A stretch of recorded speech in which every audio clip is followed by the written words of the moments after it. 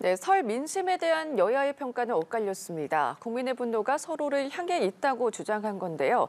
국회에 나가 있는 취재기자 연결해 보겠습니다. 차승은 기자.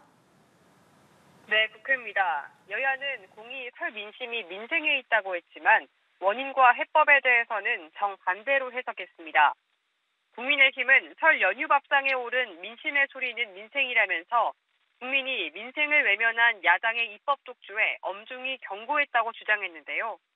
이재명 더불어민주당 대표 한 사람을 위해 국회를 여닫고 이 대표 한 사람의 손 안에서 비례대표제와 위성정당 창당이 결정됐다며 비정상적인 상황에 국민이 분개했다고 지적했습니다.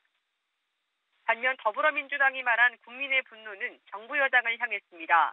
홍익표 원내대표는 기자간담회를 열고 이번 설에 마주친 민심은 민생의 상실감과 정권에 대한 분노, 참담함이었다고 설명했는데요.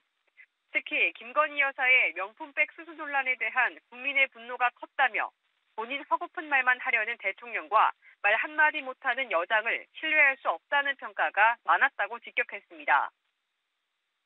네, 설 연휴가 끝나면 여야의 공천 심사가 더욱 속도를 낼 텐데요. 국민의힘은 내일부터 후보 면접이 시작되고 더불어민주당은 현역 의원 평가 하위 20% 통보에 나선다고요. 네, 국민의힘은 내일부터 닷새 동안 총선 지역구 후보자 820명을 상대로 면접을 실시합니다. 여권의 험지로 꼽히는 광주와 서울 등을 시작으로 마지막 이틀 동안은 텃밭인 영남권 면접이 진행되는데요. 중진들을 향한 당의 험지 출마 요청이 이어지고 있는 가운데 윤석열 대통령 측근들이 여권 우세 지역에서 공천을 받을 경우 윤심 공천 논란이 커질 가능성이 있습니다.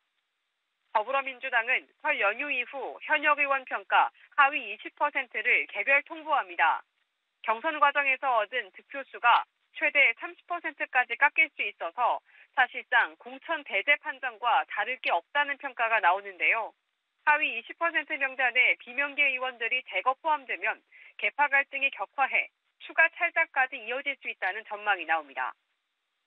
제3지대 소식도 보겠습니다. 제3지대 통합신당인 개혁신당, 앞서 이낙연 대표와 이준석 대표가 당의 공동대표를, 최고위원은 각 세력에서 한 명이 추천에 맡기로 했죠. 오늘 추가 당직자 인선을 단행했는데요.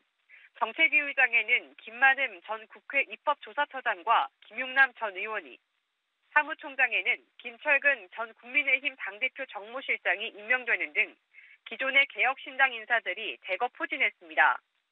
이준석 대표 지지자들 사이에서 통합에 대한 반발이 커지자 이를 진화하기 위한 노력으로 풀이됩니다.